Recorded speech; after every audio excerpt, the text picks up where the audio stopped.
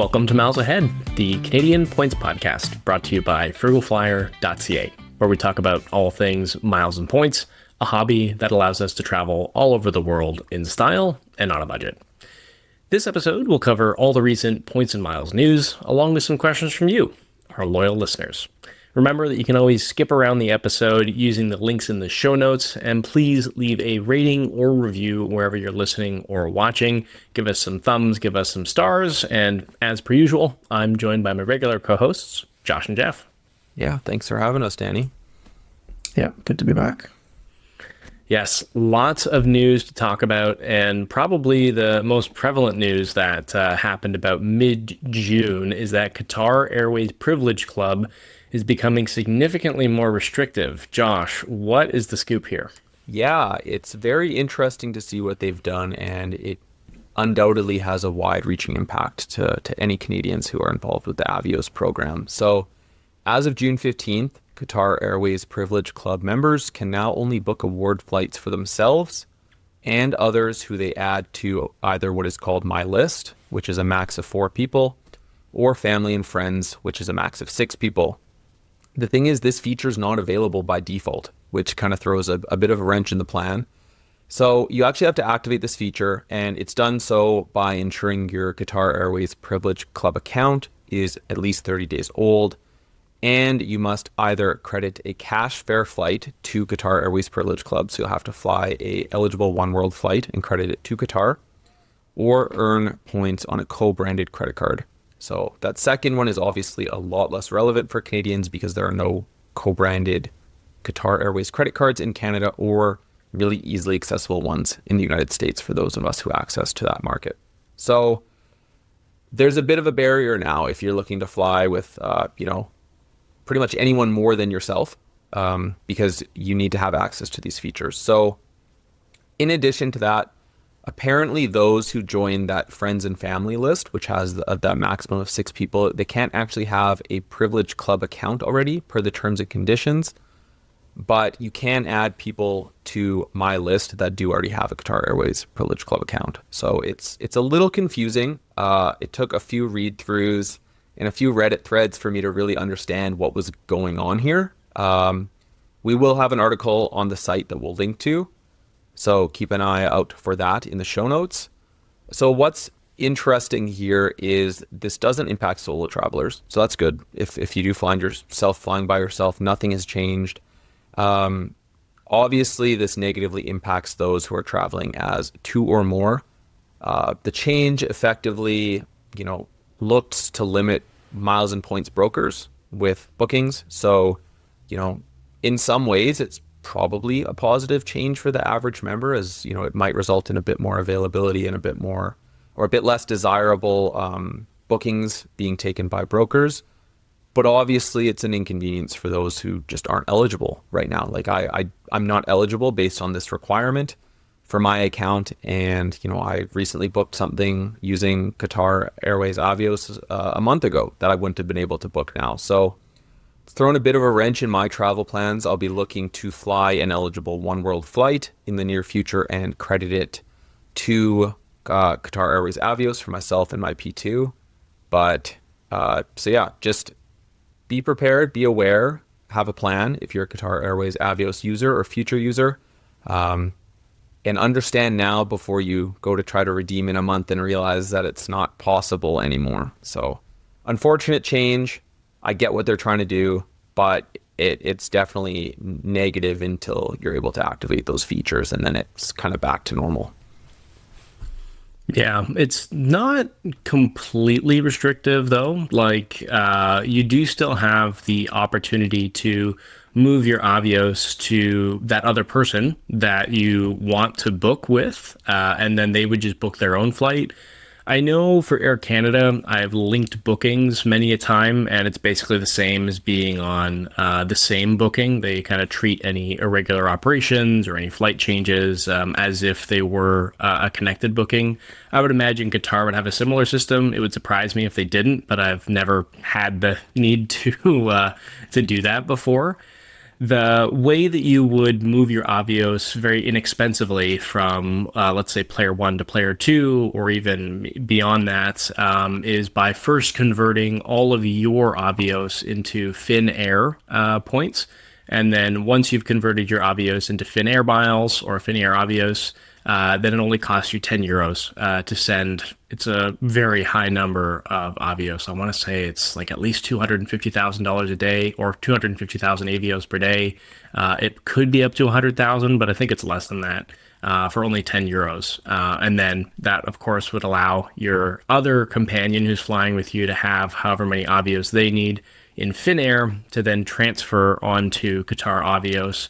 And that's kind of how you would get around this this requirement. We'll see how long that lasts. I'm sure that the brokers who are negatively impacted by this will know of that workaround, and maybe that loophole will be closed. But at least at the time that we recorded this, that's still active. So take that information for what you will.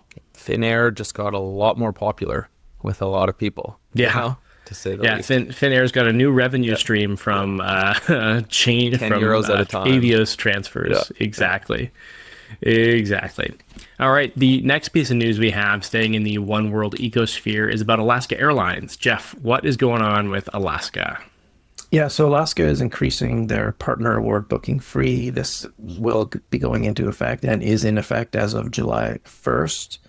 So that fee is going to be going up from $12.50 to $20 per person per direction. So that partner award booking fee is the non-refundable portion of your booking. So when you do, if you do cancel an award, you will not get that back. So I mean, Danny, you're the one, you spend a lot on these partner award booking fees. So does this through your Porter Airlines booking? So does this kill your enthusiasm for booking Porter Airlines?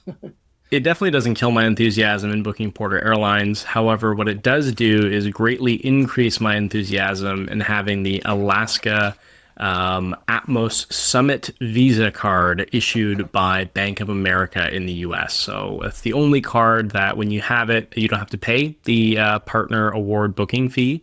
I've been kind of just sucking it up and probably paying too much in partner award booking fees, but just not being bothered to get the card, even though it's great. There's no reason why you shouldn't have one.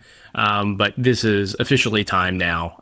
My wife is going to head into branch and open a deposit account with Bank of America and open the card, as you get a 10% boost in earnings whenever you have a deposit account with Bank of America, and you also have a credit card with them. So that card is going to be added to my household very shortly as $20 per booking. It doesn't seem like a lot, but maybe that's just over the threshold for me. Like an extra $8 is, yep, 100% need to add that card to the wallet. And even if I redeem 5 flights, that's still $100 US a year. That's back in my pocket. So getting into US credit cards, if you're a brand new listener to the show and this is sounding foreign, we'll link to how to get US credit cards and sort of which issuers are easiest to work with down there, if that's something that you want to do as well. Philippine Airlines, staying in the Oneworld ecosphere, is going to be joining Oneworld. So this is going to be happening probably sometime in the later half of 2027. And Josh, this is really not a huge surprise, I guess, or I guess we're less surprised about the news that Qatar had last month about being able to redeem Avios for Philippine Airlines flights. Yeah, logical next step. You know, I think we probably could have easily predicted that, but nice to see it formally taking shape. So we'll look forward to that kind of addition to the Oneworld Alliance. Yeah, and it looks like it's happened fairly quickly. I mean, it seems like it's ramped up extremely quickly, actually. You could only previously redeem Philippine Airlines, I think with Alaska. Is that right, guys? Ooh, I'm not sure. Maybe wrong on that, but it was very hard to redeem for Philippine Airlines awards at any rate. I mean, it's not like it's a super fantastic product, but they randomly added Qatar Avios as a redemption partner, and then now they're part of Oneworld. So all we have to do is cross our fingers that now Porter will randomly get added to the Oneworld Alliance. That would be Absolutely spectacular. Now, more news south of the border. Jeff, we've got major changes to the Sapphire Preferred. Some bad, some actually really good. Yeah, I think overall, if you don't care about World of Hyatt, the card is significantly better. So the good changes are the $100 Chase travel hotel credit. That's being doubled up from $50 to $100 per year. The card is also going to be now having a $120 global entry, TSA PreCheck, Nexus credit every 4 years. I think we said this a few episodes ago that every card is going to have this now. So you're going to have lots of opportunities to use that. The card is also getting a complimentary Apple TV subscription for 1 year. So now I actually did go through the process and link my Apple TV account to my Chase Sapphire Preferred, and I now have a free year of Apple TV. Just of note that Canadian-based Apple accounts will not be able to be linked to this, so you'll have to create a US-based Apple TV account in order to link the two. So that's just like a little bit of a thing that you might need to know in case you're running into issues. The card is now going to have emergency evacuation and transportation coverage, insurance coverage, some new 3X categories, including EV charging, gas, and vacation rentals. That includes stuff like Airbnb and VRBO. So I think those are pretty nice new categories. The annual fee staying the same. Usually when we see card refreshes, the annual fee is going up. That's not the case this time around, so that's kind of nice. And then we get around to the bad. World of Hyatt, which is probably one of Chase's most popular transfer partners, is being devalued on the Chase Sapphire Preferred. It's going from 1-to-1 to 4-to-3.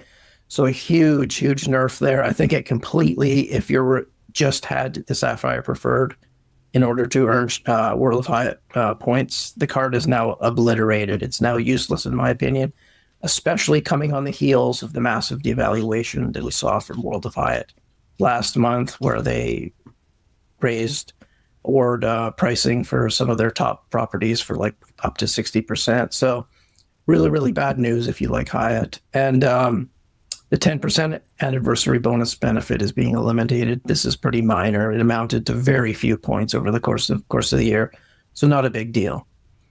So if you already hold the card, the nice thing is, or if you held the card, I should say, prior to June 15th, you keep the World of Hyatt transfer bonus, the 1-to-1 transfer bonus, and the 10% anniversary bonus benefit until October 1st.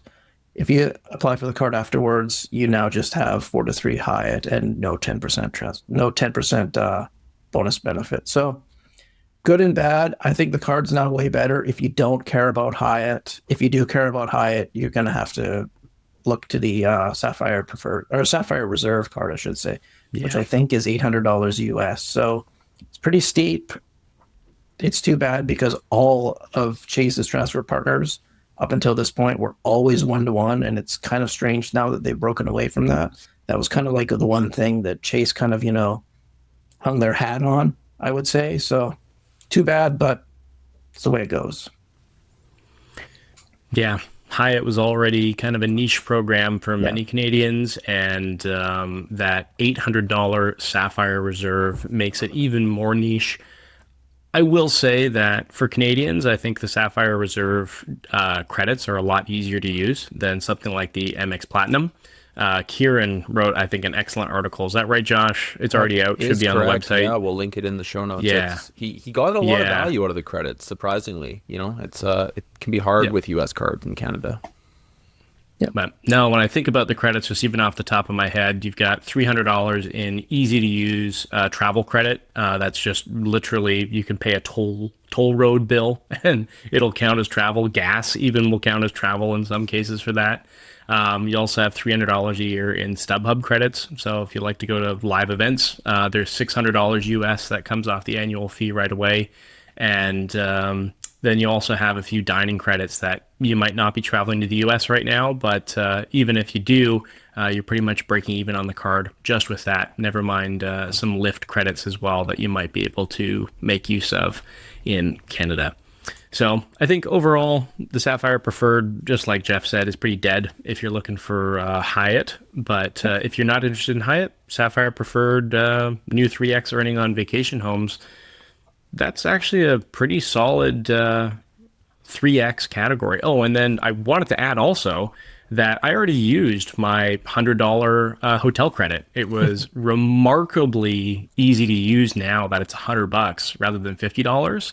I actually forewent, I should say, earning a Wyndham Elite Night at about, I don't know, 1,500 Wyndham points to use my $100 credit. And I was like, yeah, I'll happily save $100 for one Wyndham Elite Night. That seems like a fantastic trade-off to me. So $50, I don't know, it doesn't really cover the full cost of the hotel, but when you get a free hotel room versus having to pay a little bit for it, I was absolutely all in on using that $100 credit straight away. So I really like that new credit, and I've already paid for it immediately. All right, on to some meme news, let's say. The Tim Hortons credit card is going to be discontinued. We weren't even sure if we wanted to mention this, as we maybe have talked about the Tim's card once. Josh, was this card on the official Frugal Flyer card tool? Oh my God. Did it even ever make the roll call? It was on there at some point, but it didn't last very long. Like, this is, it is... It's one of those things, why did it exist? I don't know. I'm not sure. It existed. Somebody was somebody's job to launch this card. That's cool. It won't be missed. No. We all know that co-branded store cards outside of the Canadian Tire Triangle World Elite are usually miserable at best. And this was no different. So it'll be officially shut down on October 1st. Which, if you're holding on to a card now, and if anyone is, I'd love to hear from someone who got this card for whatever reason.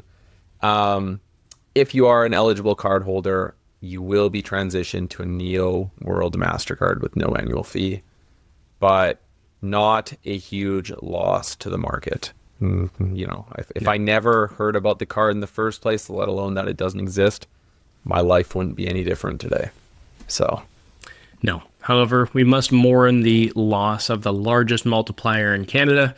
The Tim's card was offering 14x, a whole average of 6.5% to 7% back on your Tim's purchase, which was only $2 to begin with. That's my favorite part, right? It's like the numbers are impressive, but the math is not mathing that well. That's pretty funny. Not worth it. Not worth it at all. Okay, we've got some new offers from Scotiabank and RBC. Josh, as the steward of these offers, I'll let you take things away. Sure, we'll go with a bit of a quick hits approach too, so we will link to the two new offer articles in the show notes. So Scotiabank launched a bunch of new offers and extended offers on July 2nd. So that the passport offer on the Passport Visa Infinite card that's been around for the first half of the year is still going, which is fantastic to see. It's such a good general travel card. And then most notably, Scotia, as they tend to always do in the second half of the year, is they're now really pushing the Scotia Gold American Express card. So we're now seeing another offer of up to 50,000 Scene Plus points. 30,000 is awarded after spending $2,000 in the first 3 months. And then you can earn an additional 20,000 Scene Plus points after spending $7,500 in 12 months. If you haven't gotten that card before, there's always a Flyer Funds rebate on it, applying through Frugal Flyer, and it is a great card for groceries, dining, anything like that. It has very, very hefty multipliers, and Scene Plus is super easy to redeem for really any purchases, mostly travel, but you're really always going to get maximum value. So we'll link to the Scotiabank credit card new offers article in the show notes so you can see all of the other offers and extensions that happened. But then on the other side with RBC, they recently launched a bunch of new offers too. So they have relaunched or launched a new offer, which is actually the highest offer we've ever seen on the RBC Ion Plus card, that now comes up to with 28,000 points. And to earn that full amount, you have to spend $1,500 in the first 6 months, and then you earn the additional $7,000 at your first year anniversary. So $21,000 Avion in the first year, and then 7,000 in that second year. And then the RBC Ion, the normal Ion card that doesn't have an annual fee, has a similar structure where you can earn 14,000 after spending 500 in the first 3 months. But there's no annual fee, or I guess first year anniversary bonus, so you can earn that up front. And then if you're a WestJet fan, there's a really good offer right now. I think we all prefer Avion over WestJet, but you can earn up to 70,000 WestJet points, which is a rough value of $700 if you get the most value out of it. With their current welcome bonus, which is 30,000 WestJet points on the first purchase, another 30,000 after spending 5,000 in the first 3 months, and then 10,000 WestJet points upon renewing the card for a second year. That being said, those offers are good. I think the RBC Ion Plus offer is pretty neat, and that card has some great multiples for gas. But the Avion Visa Infinite and Avion Visa Platinum card, the offer's still around for another week or so, and those are probably the cards we typically recommend the most if you can get approved for it. So take a look into those offers, as those are at record highs as well currently. Yeah, July 15th is the date when those Avion Visa Infinite and Platinum cards are going to drop off from the 70,000 point mark. Very soon. We did discuss those offer in pretty extreme detail, I would say, in our, was it the Avion episode, guys? Yeah. I actually can't remember. A few episodes ago. Yeah. We'll link it. Yeah, we'll link it. We'll make sure that we have the correct link in there for sure. It's all blending together all as one. The one note that I do want to make is that if you have a student in your life, the 28K for the Ion Plus is an excellent way to get them started with miles and points and spending responsibly with credit cards and earning really good points. Because if you're a student, you can get the annual fee completely waived.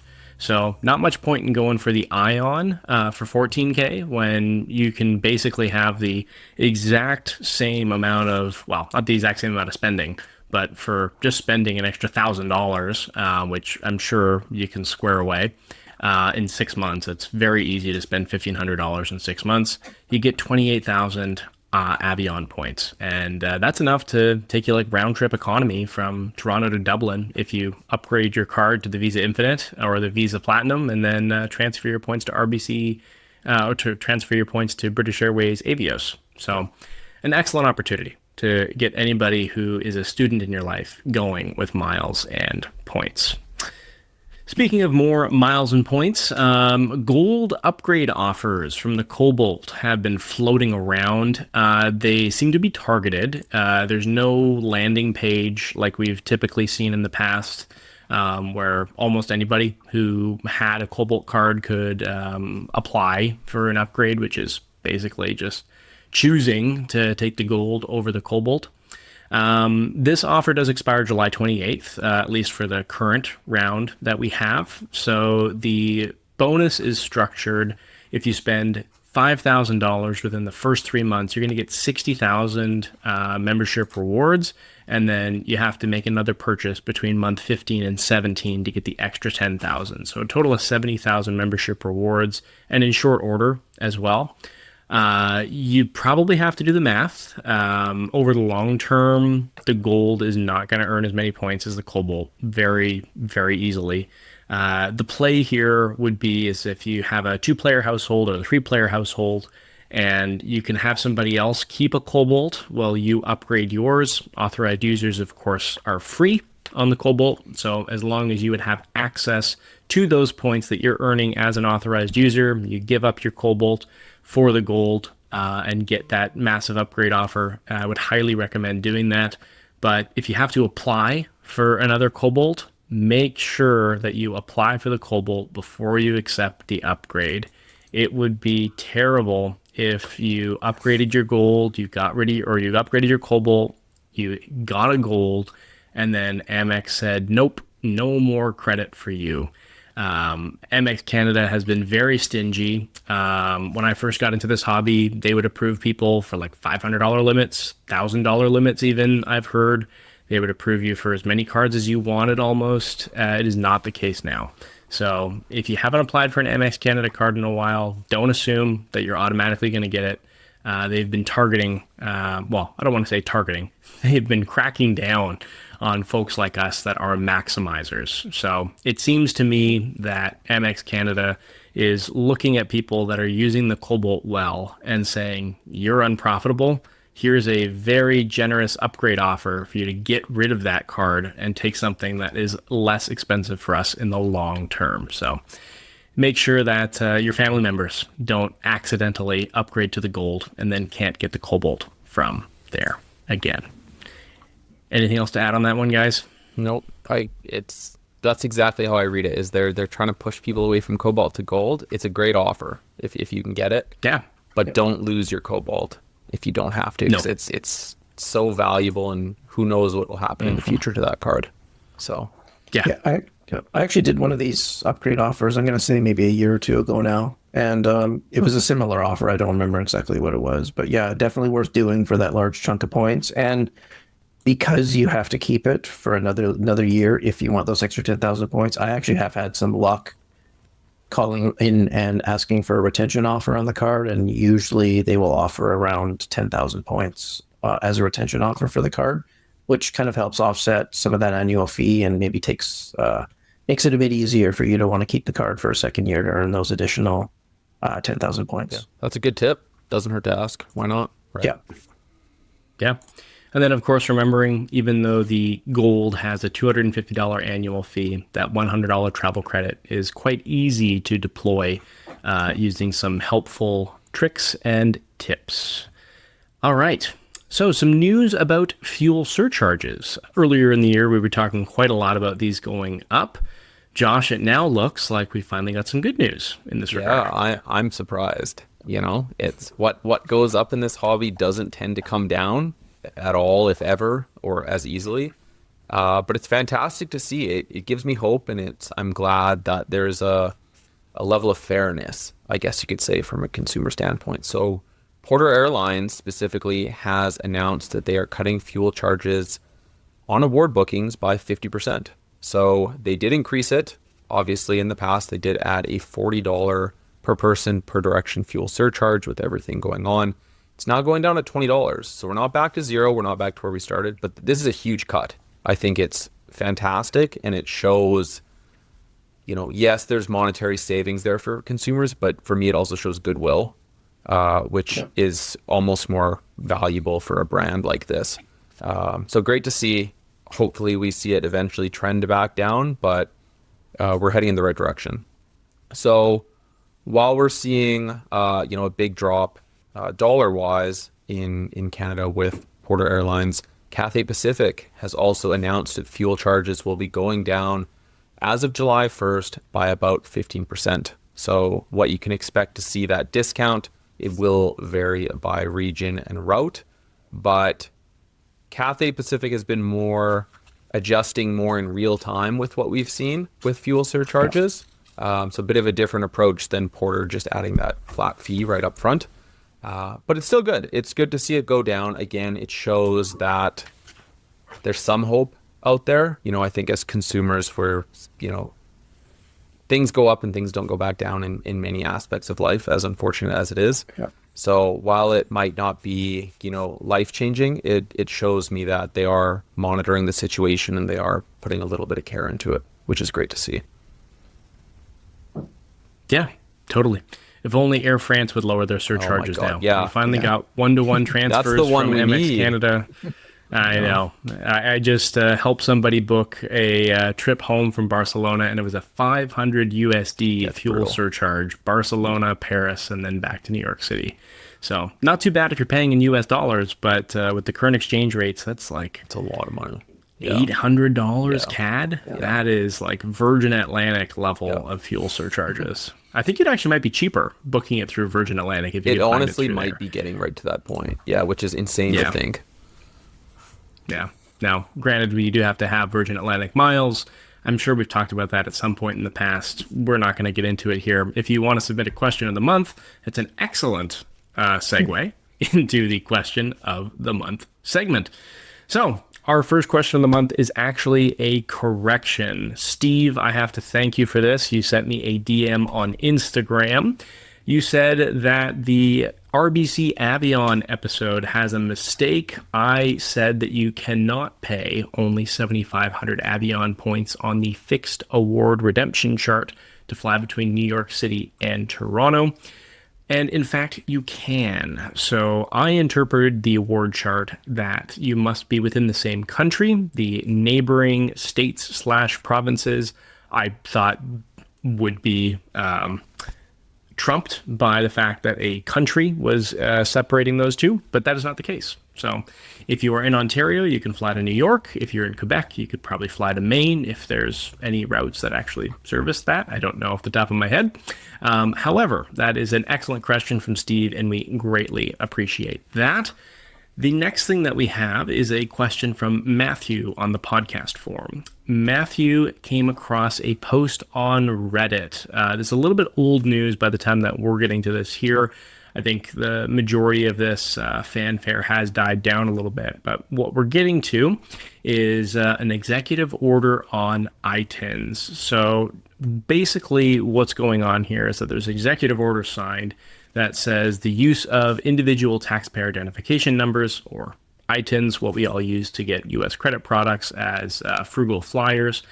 They're going to basically put a ban on people opening deposit accounts for the illawful immigration status. So basically people trying to get jobs illegally in the United States and then getting paid through these deposit accounts.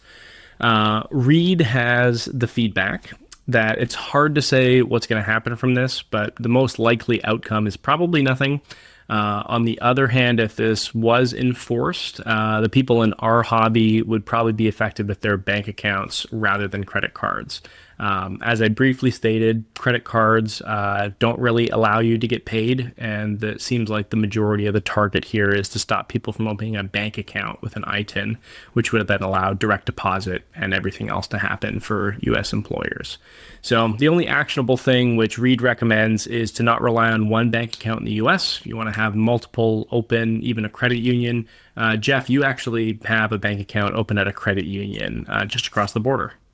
Yeah, so I live very close to Blaine, Washington, and I just drove across the border to a local credit union, opened an account there. They were very, very familiar with dealing with Canadians. They see them all the time. You don't need any US ID. You don't need any ITINs. You can use just your driver's license, and your passport is enough to open an account at these kind of in these border towns.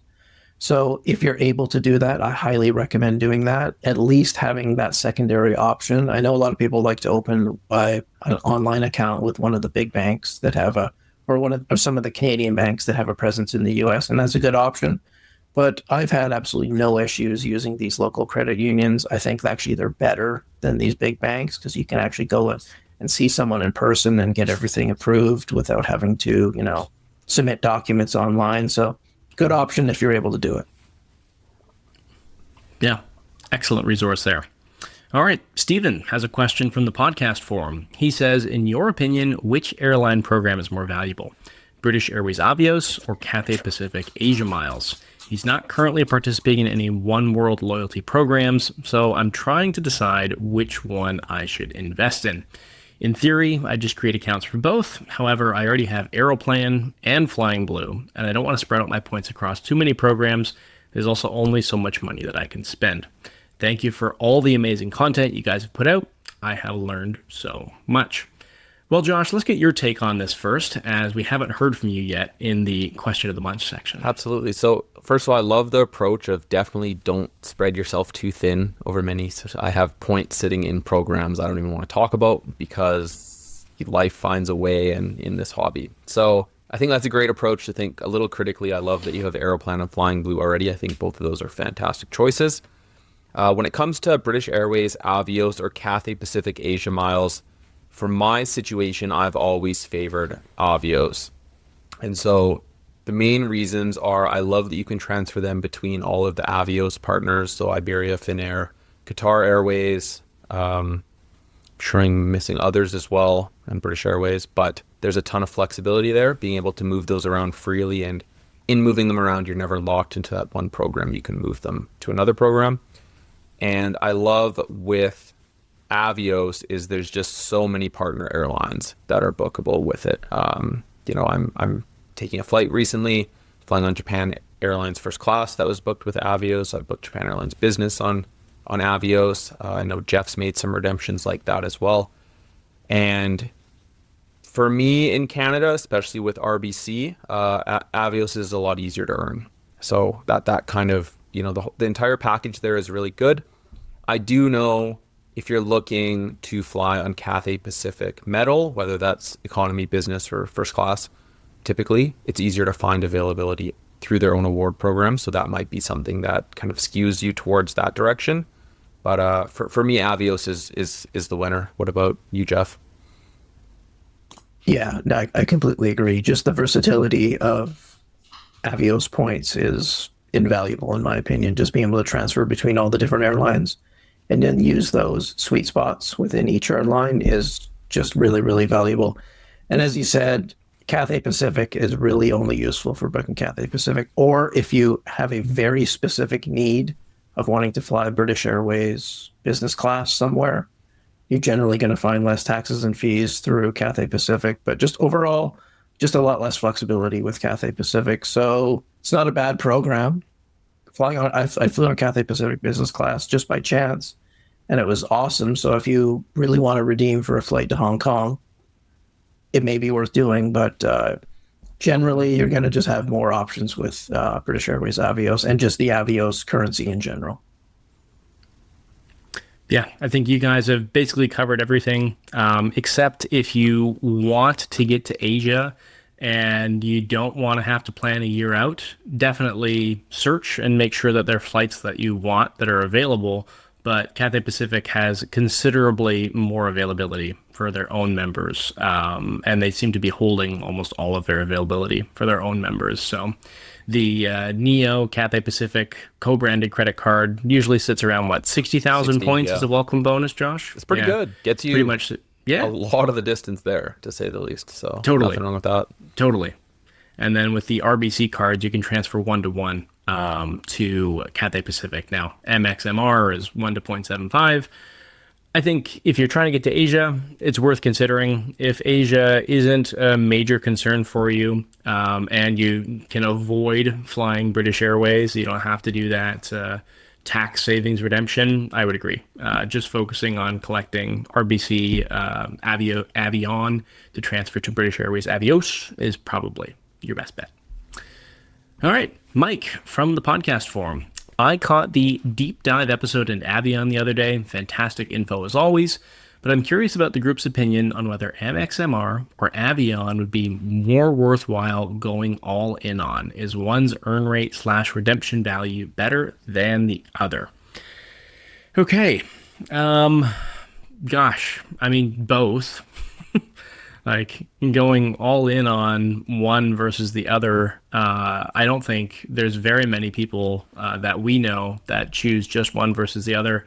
I like the uncapped potential of earning on the Ion Plus card. Of course, with the Cobalt card, you are capped to $30,000 a year of spending and $2,500 a month of spending at that 5X category. So if I had to choose just one, now with Flying Blue being 1-to-1, I'm kind of leaning MR, but I don't think I'd limit myself. What do you guys think? That's where I'm at too. Like those are the two transferable currencies that we have in Canada. Yeah. And they have similar partners, but different partners. I lean more towards Avion, but that's simply because I'm having a heck of a time getting approved for membership rewards cards in Canada. So that's its own thing.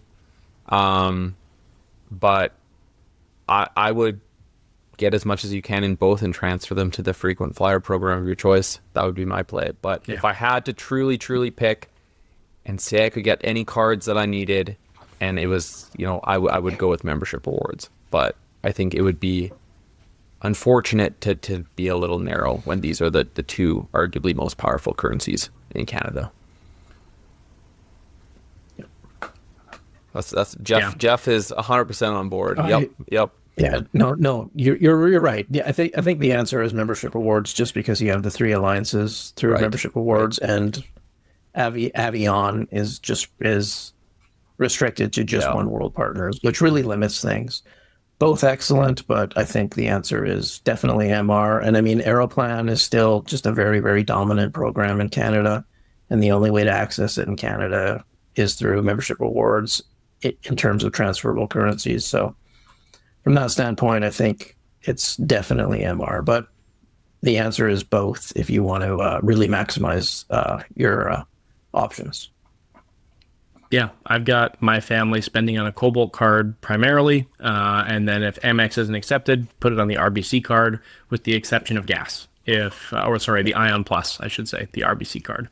I've got them spending on the Ion Plus RBC card. It's not the RBC card. I mean, in my books, it's just the RBC card because you don't spend on any other RBC card except for that one. But yeah, you're spending on the Ion Plus or spending on the Cobalt. Cobalt comes first. Cobalt's not accepted. No worries. Put it on the Ion Plus. If it's a gas purchase, it goes on the Ion Plus, and that's it. Super simple. All right, Dan from the podcast forum. Dan says, once you have, say, 6 to 8 months of good credit established in the U.S. with an ITIN, is it reasonable to start applying for Chase cards, or is it the best to make a branch visit to set up an account first? I'm trying to think back to when I applied for my Chase card, and I want to say that I did go in branch, if I remember correctly, and I had a whole bunch of issues with it. And then I eventually had to go back in branch after I was approved online to get the thing finally 100% squared away. Jeff, what was your experience like with Chase? And how soon did you apply after getting US cards? I guess I never answered that either. I want to say I was about maybe 15 months, 16 months after. Okay. Yeah, I think I was similar. I was around the 12 to 15 month window, I think, is when I first applied. I did the entire process online, and it was actually surprisingly easy. So I was kind of actually shocked that it was so easy. I had to submit some paperwork, like my ITIN number and an ID, but it was fairly straightforward. But if you want to maybe streamline things, going in branch, if you can be really helpful, at least having a point of contact that's not having to call in, because they can be, they want you to have that card so they can almost advocate for you on your behalf when it comes to getting that card. So if you have that option, I think it's definitely worth doing. I never opened a bank account. I do not have a Chase bank account, so it's not necessary. I have no idea if it helps or if it increases your chances of being approved. Maybe it does. It wasn't necessary for me, but it probably can't hurt. Yeah. I would say, and we recently had a Frugal Flyer meetup, and I chatted with a few people who'd gone down to the States to open bank accounts or credit cards, and a few ran into the first rep that they dealt with at the first branch they went to just wasn't having any of it with the ITIN and whatnot.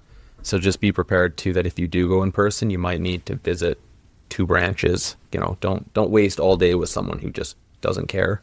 There's, like Jeff said, you get the right person at a branch, and having someone advocate is way better than dealing around with the phone if there's any issues. I think I will just add that if you can find a Chase branch right on the border, they're probably a little more used to seeing Canadians rather than flying to Vegas, Atlanta and walking into a branch and trying to open an account. So that would be my tip if you were going to go that route. That's a good idea. I like that.